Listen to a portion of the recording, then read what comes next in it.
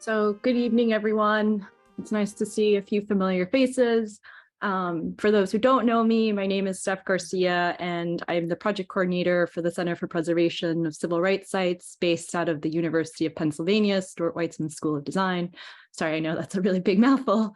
CPCRS advances the understanding and sustainable conservation of heritage places, commemorating American civil rights histories and Black heritage. Thank you for joining us for tonight's info session on the National Trust African American Cultural Heritage Action Fund National Grant Program. This session will be led by CPCRS Research Fellow, Christopher Rogers, who I will hand it over to in just a moment. We are also joined tonight by members of the Action Fund's team, Kelly, Lawana, and Alaska, who will give an overview of the grant tonight and help answer questions at the end. Just a few things before we get started.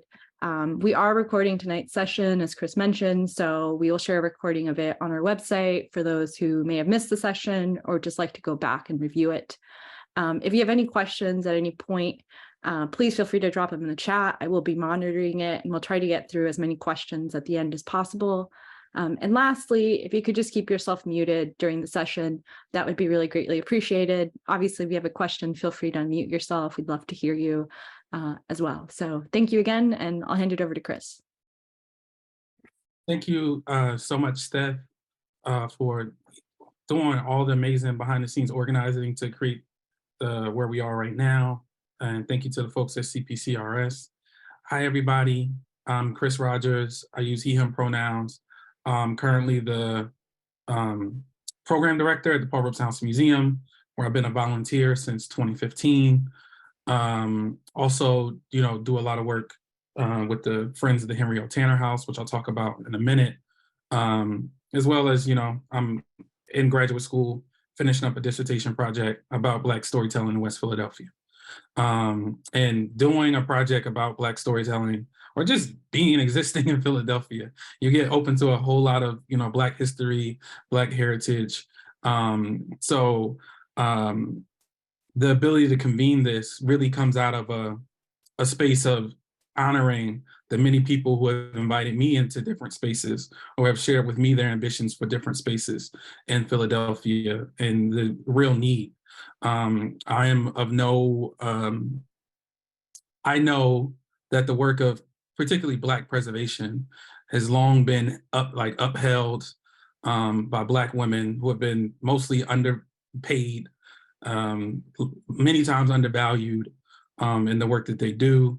So my work in some ways is about, working alongside them and thinking of how we preserve these stories and share them with communities in a lot of different ways. So I'm really excited about tonight.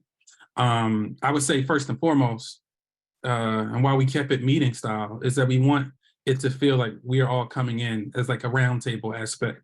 So with that, we certainly won't have the time for everyone to introduce themselves, but I really want people to take the opportunity to just give us a little bit of who you are within the chat, right? I wrote down maybe your name, the organization, or maybe a historic site you may be connected to.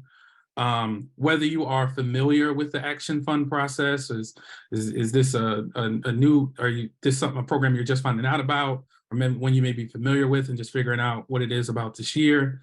And then lastly, if you are familiar, we recognize this year there are 3 different priority strands alongside the Action Fund. The regular Action Fund sort of line, or the traditional one. Then there's the HBCU Cultural Stewardship Grant. And then there is the Cultivating Black Modernism, something like that. But it's about conserving Black modernism, yes. So if you are familiar with that, please also put that into the chat. But I really wanted to uphold space for folks to, name who they are and where they're coming from. And that kind of gets into the goals, right, of today's session, right? So I think the immediate sort of base level goal, right, is to have everyone understand the opportunity that is at hand of the 2023 Action Fund, offer sort of any points of clarity from the amazing Action Fund staff that we have here tonight, and identify if any support may be needed in terms of getting a your best foot forward in this application. And we know those dates are kind of, pretty soon, December 19th for a letter of inquiry. But beyond that, it's also really about, and I know we got some people in Philly, got some people from other spaces too. It's really about how we recognize one another, right? And our ambitions for the spaces that we steward. That's important to me. I love to be able to connect, people with the different sites that I may have heard of or read about. And just to say, like, hey, if anyone needs to get in touch with this hear about what's happening with this space, they need to get in touch with this person. So I think that's highly important. And lastly, I would, offer or dare to say to recognize that our ability to truly self-organize amongst ourselves with this space may prove the strongest in terms of realizing this opportunity of the Action Fund grant, but also knowing and engaging with the other opportunities that are out there or the ones we may create for ourselves, right? So it's also to say that as we think about this info session, as we think about the relationship building, please know, and I know I can speak for the Robeson House, that we are here to continuously be of support and be a hub for how Black preservation work is done. We have a kind of focus on Philly, but otherwise, it's Robeson, it's a global figure. So we're also thinking about the world as well.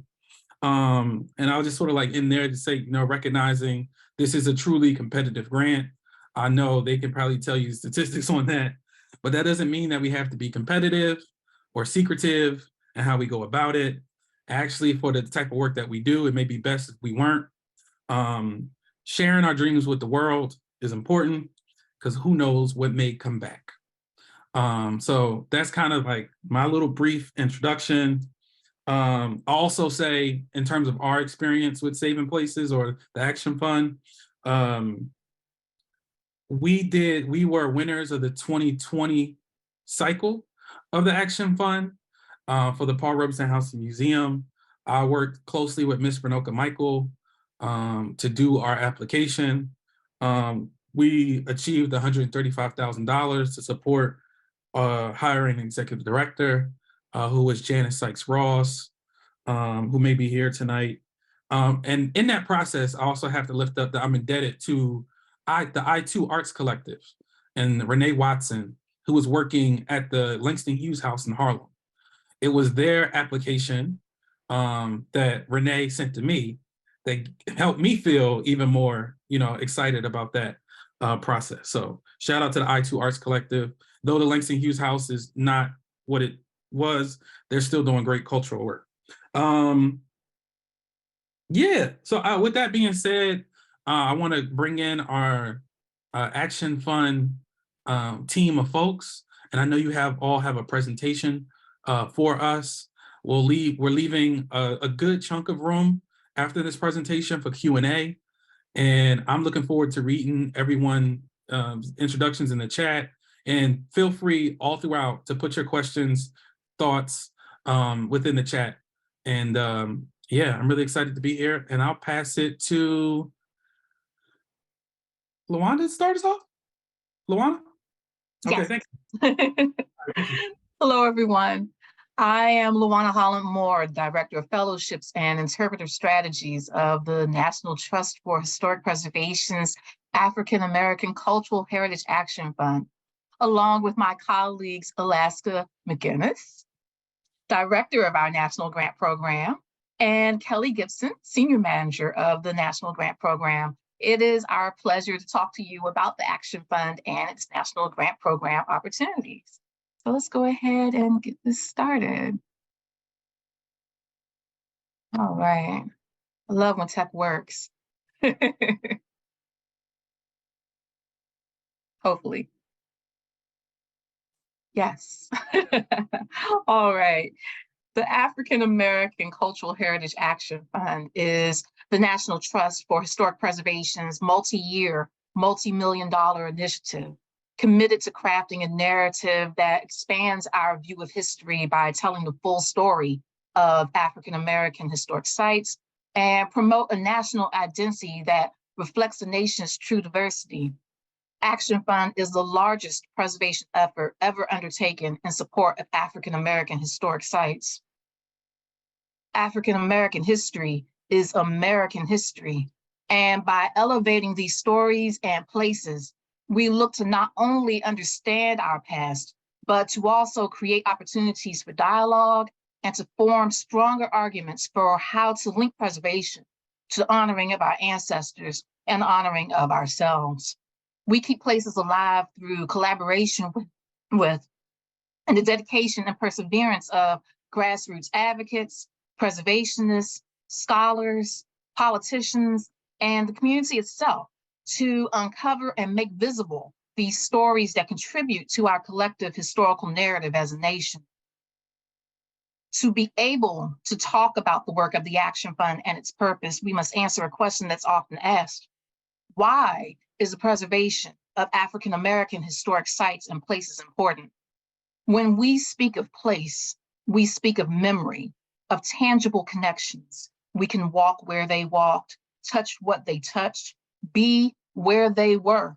Place allows us to inhabit a moment in time, connecting us to those through lines that link us to the past. But when those stories have not been heard, obscured, or omitted outright, there's a gap, a hole that becomes our responsibility to discover and peel back those layers within a site to give us a more complete picture of place. Pictured here is Shockoe Bottom in Richmond, Virginia, once one of the largest markets where enslaved persons were traded in the United States, second only to New Orleans. Through intervention and our support, this sacred space is not in danger anymore of becoming a stadium or anything else but a place to remember and reflect as a memorial park and site. The Action Fund also supports the organizations that keep these historic sites running through holding convenings such as our preservation leadership trainings. We also work with the National Trust hands-on preservation, HOPE, crew that works to expose a younger generation to the preservation trades. We also provide technical assistance for those who have questions such as, how do I go about becoming designated? What do I do with this historic site that I have found or that I have?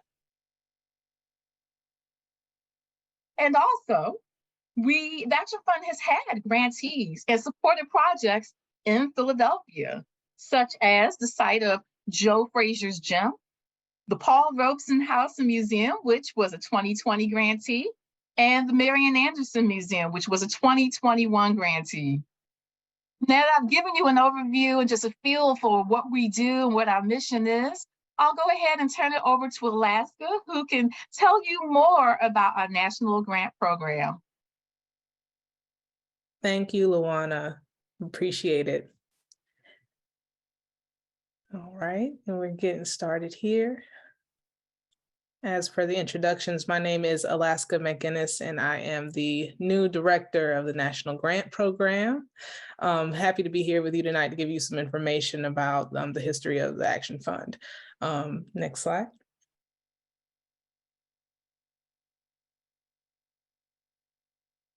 All right, the Action Fund has entered year 5 of our National Grant Program. We have hit and surpassed our original goal of $25 million, and thanks to a $20 million gift from philanthropist Mackenzie Scott and another $20 million in funding from the Lilly Endowment for our Preserving Black Church projects, we are now more than $80 million in terms of our fund. The Action Fund recently celebrated our 5th anniversary last month, and we hope to continue to draw attention to the remarkable and still largely unrecognized and unheard collection of places and stories of African American activism and achievement.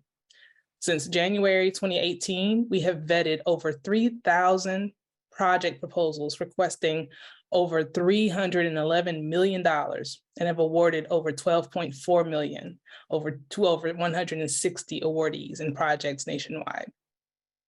Next slide. Through our National Grant Program and involvement in initiatives such as our Historically Black Colleges and Universities Cultural Stewardship Initiative in partnership with the National Endowment for the Humanities, we have been able to see and bring awareness to the breadth of African American preservation need. It gives us a sense on a national scale of not only the need, but who is doing what?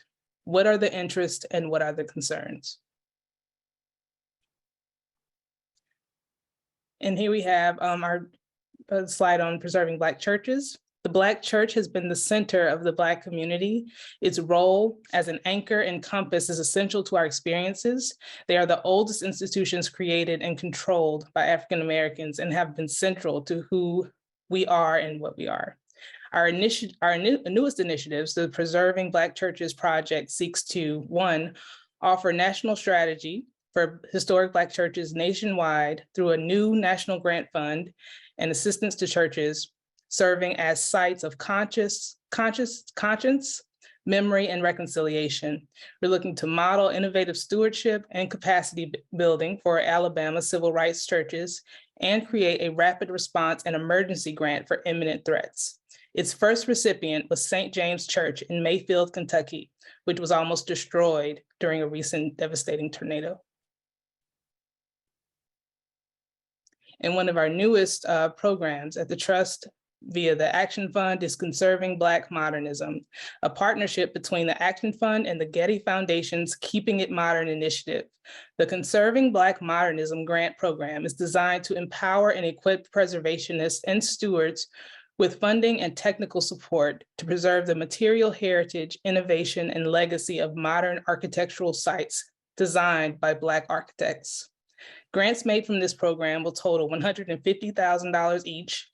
Funding will be flexible and can support planning activities, limited capital improvements, and indirect costs. Funding ratios will be balanced to support comprehensive project planning needs.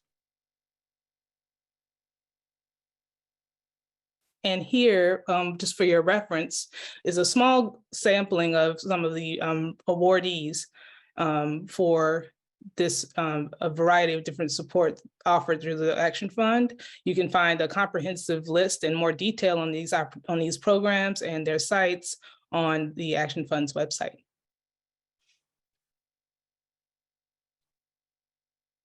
Next slide.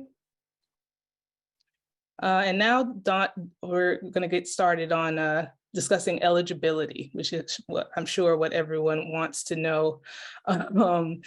How their opportunities and projects would be able to fall in this regard.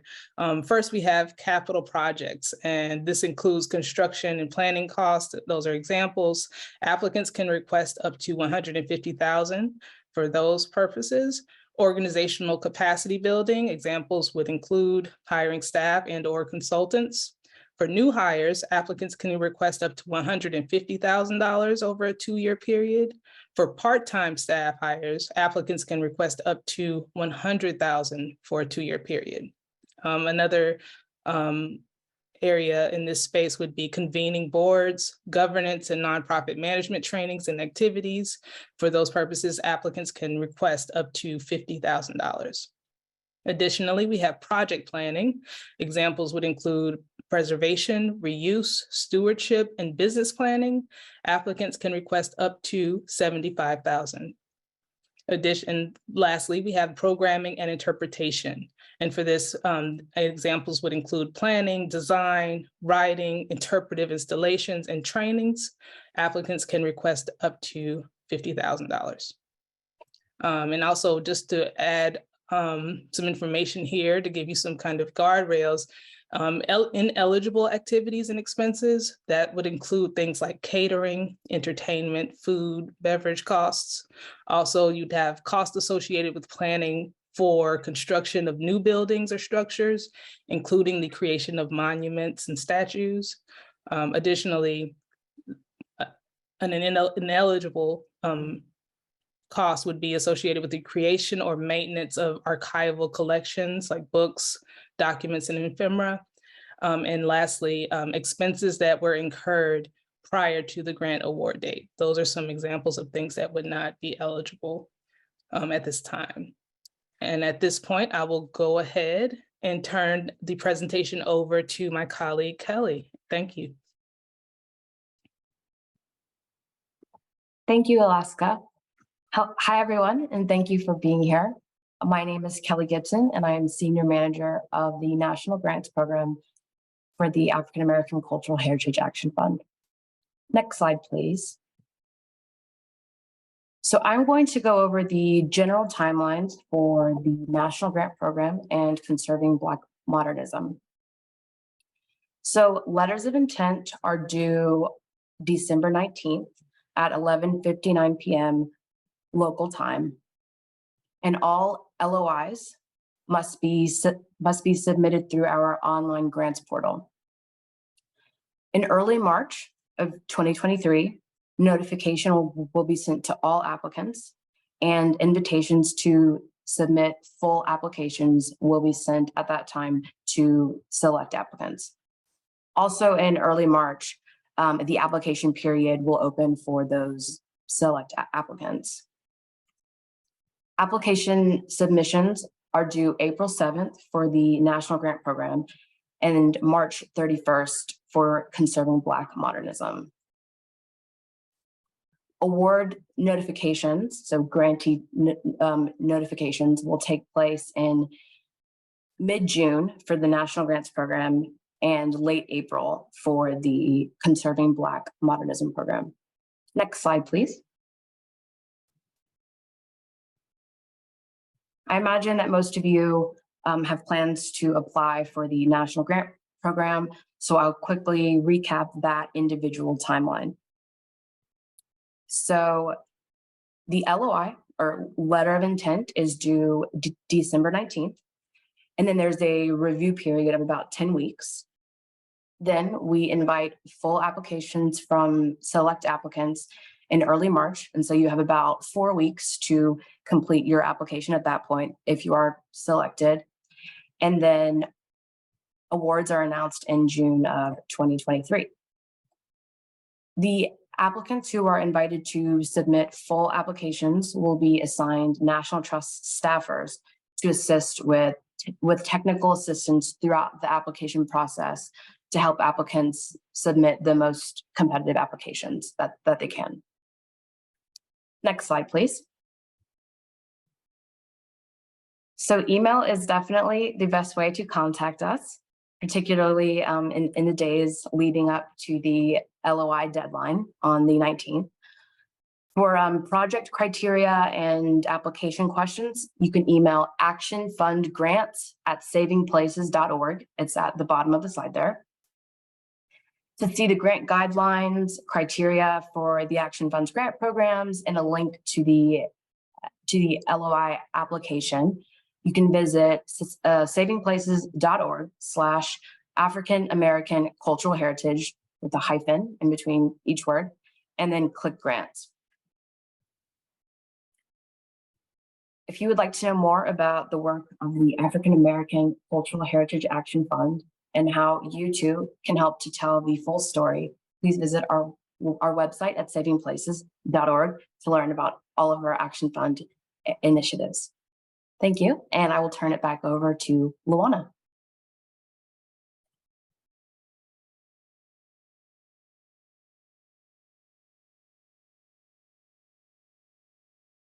Oh, you muted. There we go. All right. Thanks, Kelly.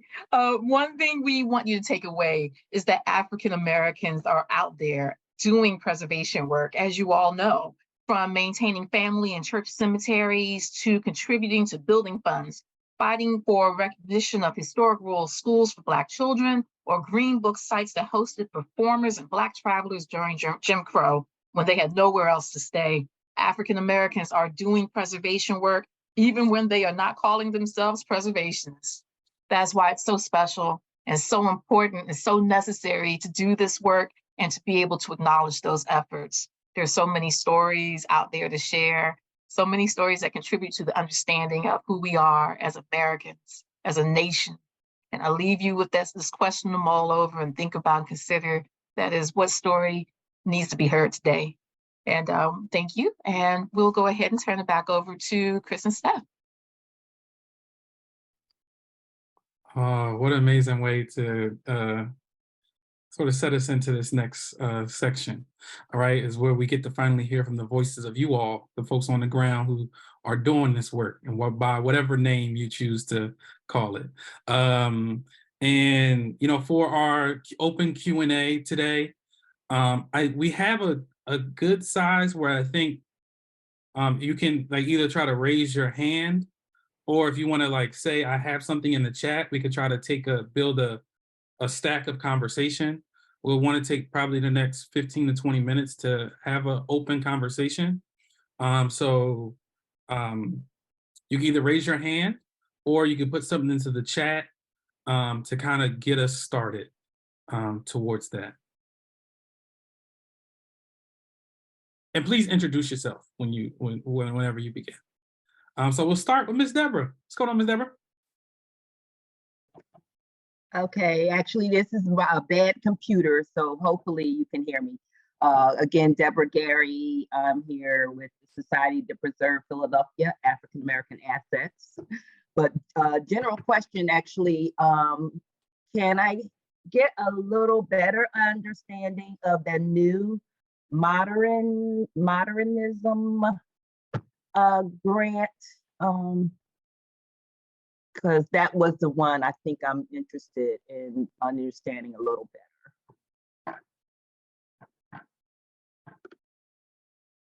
Shall I take this one? Sure. Hi, Deborah. So the Conserving Black Modernism grant is meant to fund flexible planning initiatives for modernist sites designed by Black architects. So the goal is to have, or for the outcome to be a comprehensive planning document that allows some flexibility for any pressing capital needs, as well as some potential for interpretation as well. So it's currently a 2-year initiative, and over the course of those 2 years, we hope to fund 16 sites. Grants for Conserving Black Modernism will be $150,000 each. And again, as I said, that grant will allow for a bit more flexibility, as in, you know, the entire amount can fund, for example, a preservation plan or some sort of other comprehensive planning document, or it could be broken down differently, where the majority is going to some sort of planning document, and then a smaller percentage is going towards addressing some critical structural needs, or something of that nature. But if you're interested in that grant opportunity, you can contact me directly, and we can talk offline, one-on-one, about the best options for your project. Yes, and Miss Deborah, I hope you don't mind me bothering you again to say, could you name, like, you're thinking of a particular site? I don't know if you could just like name what that is, and I'm sure you already did the work to make sure it's eligible for that project. I just wanted the other folks to know. I have not done anything, so. Okay. Eligibilities, okay, so when I was reading, it still wasn't clear to me, did everything have to already be, since we're talking modern, on the National Register? But beyond that, the sites I was thinking of that, of course, I'm a Sullivan person. So all of the Sullivan properties that were constructed were done with Black architects and engineers. So when I saw that, I was like, oh, okay. So, you know, I can connect either one of them. And I noticed none of them are currently on the call, but I did send this to the managers of those of 3 of the sites that I was thinking of. Thank you. That's wonderful. Thank you. Mm-hmm. Yes. I look forward to connecting with them, and you as well. Thank you so much, Miss Deborah. Yeah, thank you. Mm-hmm. Oh, okay. Hannah has a great, well, I see Hannah, then I'm coming to you, Miss May. Hannah asked, as a follow-up to Ms. Deborah's question about conserving Black modernism, would the site's architecture have to fall within the 1900s to 1940s modernist era? So no, as long as the site can demonstrate the characteristics of modern architecture, the staples, so to speak, the category is it's meant to be a bit more fluid and to expand our understanding of modernism, particularly Black modernism. So while we generally stick to the 50-year rule, it's possible that we would make exceptions for certain sites. So the short answer is no. And if you have a site in mind and you have any questions about eligibility, I'd be happy to connect with you. Thank you. And I also want to shout out Hannah, who's like the other young person that I'm usually around in these spaces or identified as such, even if we might not claim it. For Miss May Stevens from Cheney, shout out to Cheney, first HBCU.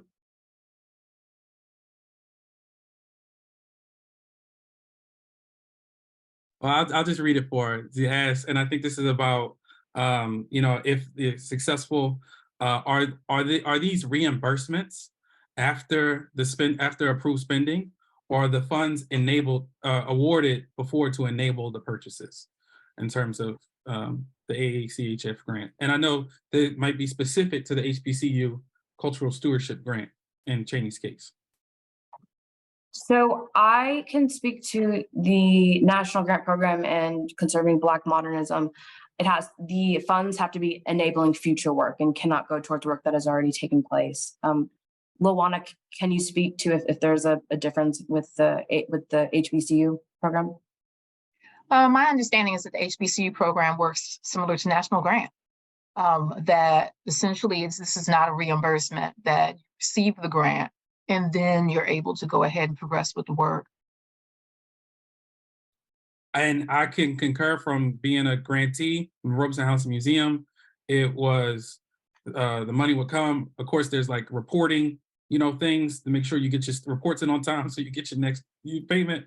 But for the money's provided and then you are reporting back. So next we have Michael Clemens. Thank you. Question I have is, there were several different categories that you showed. Can you submit single application for several of those? Well, let me say 2 or more of those categories, or are you only allowed to submit for a single category? So you can submit multiple LOIs, but if you were to be selected to move forward in the application process, only one LOI or project would be eligible for funding. So it's just a single category? No. So for example, if you had 2 projects in mind and one was a capital project and the other was organizational capacity building, you could submit an LOI, so separate letters of intent for both of those. But then if you were to be selected to move forward in the process, and if you were to be eventually funded, only one LOI per organization would be funded in any grant round. So you can, but only one has the potential to be funded. And a quick follow-up. It's fine to submit for both categories. For both categories, only one, you'll only win it under one category. Okay. And I can tell you that they're weighed separately. So it's not a matter of, oh, I submitted 2 LOIs, one will like knock the other one out. No, that's not true. We really do evaluate them as almost 2 separate projects. And a quick follow-up. I like to write really long letters. Is there some limit to the length of the LOI? The LOI itself is actually intentionally simple. It was created with the idea that there might only be one person or 2 persons doing it all who might not have development or grant writing experience. So the actual LOI is really simple. As it's online and as you're filling out the form, there are character limits, but as I said, it's actually a really simple form as far as grant applications go.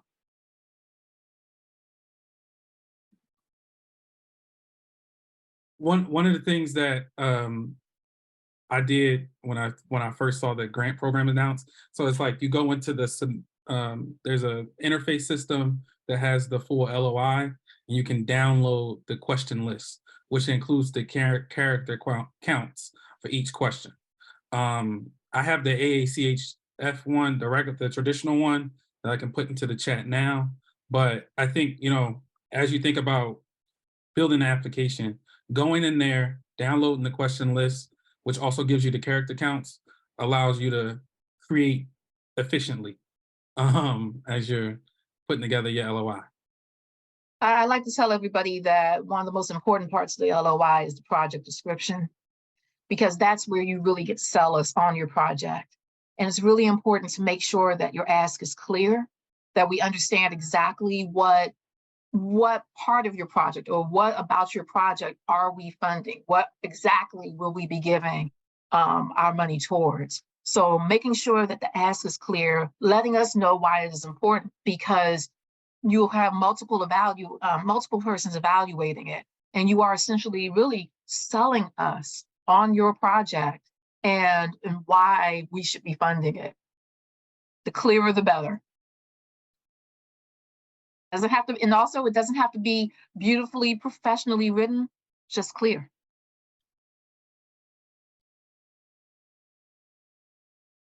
So we're still in the midst of opening space for questions.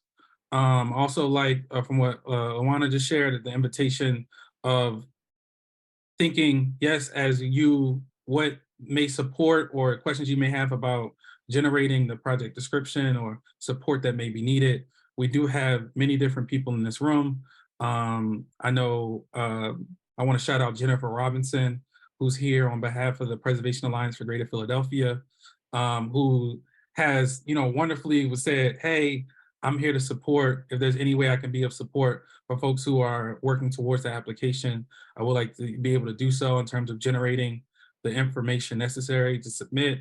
I don't know, Jen, if you want to just offer a quick statement, say how folks can get in touch with you, those sorts of things. Yeah, so I put my email in the chat, jrobinson@preservationalliance.com. I'm happy to help with however I can. If you want, a fresh set of eyes on your application, with some feedback, if you want, anything. I'm happy to help however I can. I helped with the Mayor Anderson grant application that was successful, and helping with the Tanner House application. But I really, I want to support the great work that everyone is doing, and happy to help however I can. I would also encourage everyone to take a look at our tips and tricks for applying to the Action Fund video. I'm about to put the link in the chat for you. It's pretty much a really comprehensive, here we go, really comprehensive FAQ, so to speak, that I think you might find really helpful.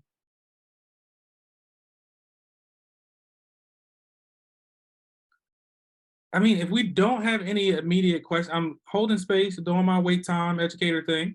But if we don't have questions, I would love to hear about potential projects that folks are, thinking about applying for. Just to have a sense of awareness, we're all around Philly, we're all in these different pockets. I also want to lift up that, I've seen a number of grantees from this program also win grants in like the Mellon Foundation's Humanities in Place program, which is, a different and opportunity, but still very much so invested in Black preservation. I also want to lift up the National Park Service's Civil Rights Historic Initiative program, which is great to know about. And certainly I'm in Pennsylvania. The PA state has its own preservation planning grant and also a preservation construction grant. So saying that, naming what we're looking for, or telling a little bit of your story can help us make sure that the resources to support those are really nice to you. That's a great point. Thanks. That's from Janice Sykes-Ross, my ED over at the Paul Robeson House Museum. Given the fact that we're pretty close to the holidays, is it potential that the deadline could be extended? No, unfortunately. And I also feel like and at least in our experience through it, the full application deadline was also pretty sticky in terms of, hey, it's April 7th. Make sure you get it on April 7th throughout the process as well.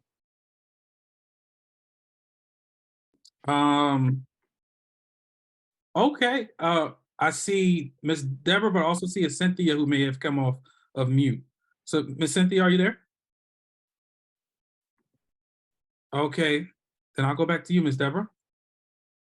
Oh, yeah, just verifying again, because I know, say, for example, that sometimes, which is not the fund, you know, but say federal money, sometimes it's given, but people rush in and get their national designation in order to get it. So I still just wanted to clarify, because I did look at the list of what sites in Philadelphia are on the National Register, but are they the only ones eligible for any of these grants? Or is it in general any other properties that are eligible to submit for these grants? So no, your property does not have to be designated at any level to be eligible for the Action Fund grant program.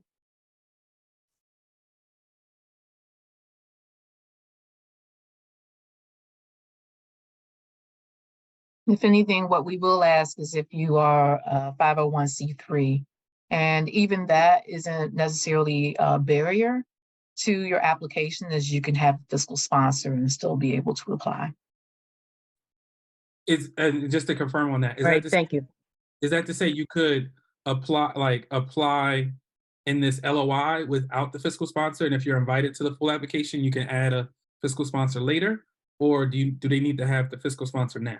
You should have a fiscal sponsor in place upon LOI. Okay. Especially if you're not already a 501c3. Appreciate that. Jen?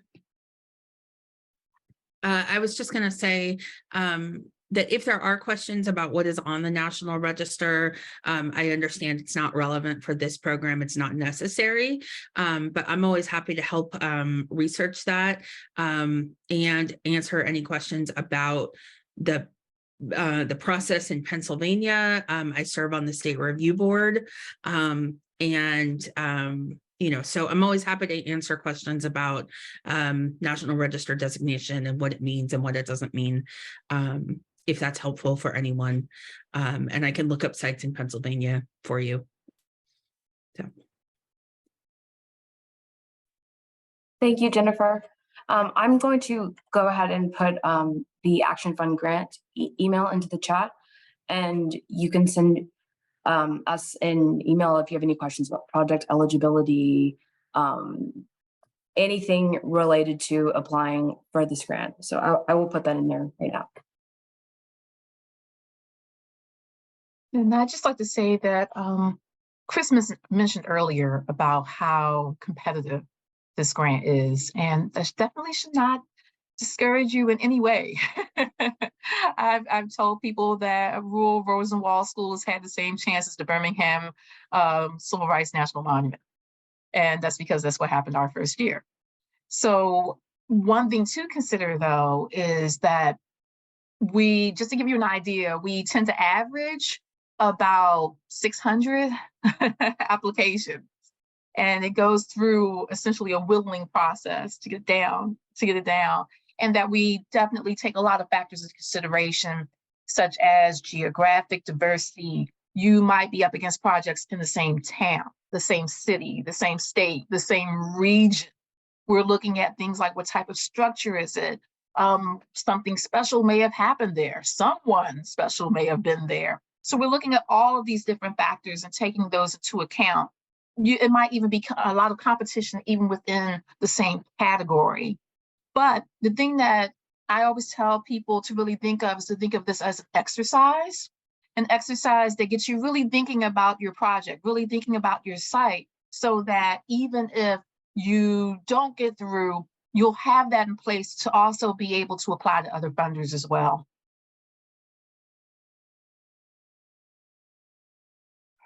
Quick question from Naomi. Are the deadlines the same every year? This is the first time that's been different, actually. We actually moved back a month. It used to always be early December with an announcement being made in July. So we've actually shifted to December and probably June this year. And that's only because of you know, a general trust schedule going on that we shifted this year. And I'm almost would like being on the successful side of this to add to the timeline. There's the application process and going through that and then submitting the full application in April. You hear back sometime late June, July. I didn't think in terms of the timeline of when the work would start is usually towards the thinking of the fall. So in terms of how you are imagining a project, and just to be mindful to think towards, you know, fall of 2023 and what phase of the work you would be in at that time. So I know I'm the selfish thing I wanted to hear about, because I have so much connection to Cheney, was about, I wanted to know what was going on over there and what projects in terms of the preservation work. There's so much history there that was happening. I would say to model that I'm applying with the Friends of the Henry O. Tanner House, Henry Ossawa Tanner, painter. Smithsonian declares, you know, the most accomplished African-American artist of the 19th century, grew up in North Philly, 2908 West Diamond Street. We're working on trying to save that house. Of course, his legacy is what the name got its sort of historic landmark for, but also his niece, Sadie Tanner Mazel Alexander, was born in that house. She got married to Judge Raymond Pace Alexander in that house. We even hear that she organized the Delta chapter at the University of Pennsylvania at that house, and she would go on to be revered as the first national president of Delta Sigma Theta. So we're working on that application amongst some other, you know, projects in terms of how we save that house. But I want to open up space for anyone to share their story. Okay. See, there's always one. There's always one on the call. If anyone else wants to share a story about, you know, what project they're working on.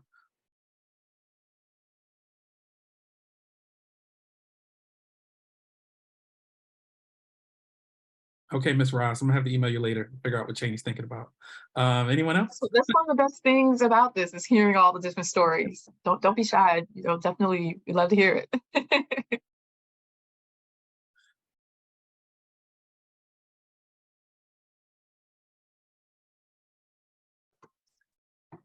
Well, as I mentioned already, this is Deborah. As I mentioned already, I wasn't personally working on a project, but I'll see if I can convince, because it does sound like several of our properties might qualify for the New Modernism grant. I'm also with the organization Friends of the Tanner House. So Chris, unfortunately, he's got all the legwork. We're just background singers helping him. So you know, but I will try to encourage some of the, when I say Sullivan, hopefully everybody knows who I'm referring to, Reverend Dr. Leon H. Sullivan. I'm on the board of one of the organizations, the Leon H. Sullivan Charitable Trust. But yes, all of our properties, Progress Plaza, the Leon H. Sullivan Human Service Center, the Zion Baptist Church in its current configuration, were all designed and built by Black architects and engineers. So I see that new grant fitting. You know, it's just whether they see it as well as the way I see it. You know, and if not this year's opportunity, I definitely see that they fit that, how you describe that new grant. So yeah, I'll be talking a little further with them about about that as a potential, any one of those that might be, wanting to consider that. Thank you for that, Ms. Deborah. And you know that Gladys Knight wouldn't be Gladys Knight without the Pips, and Teddy Pendergrass wouldn't be Teddy Pendergrass without the Blue Notes. So.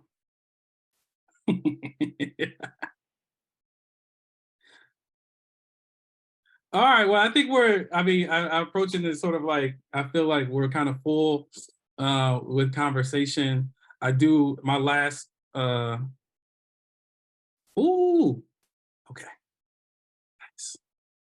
So now I got something to Google. I want to learn more about the Melrose House on Cheney's campus. And I hope everyone else does too.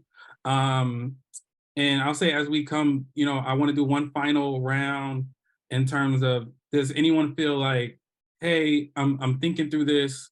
There's the emails, I can connect with someone to help kind of begin to tease things out. And maybe there's also Jennifer Robinson from the Preservation Alliance who can help and kind of support people's application.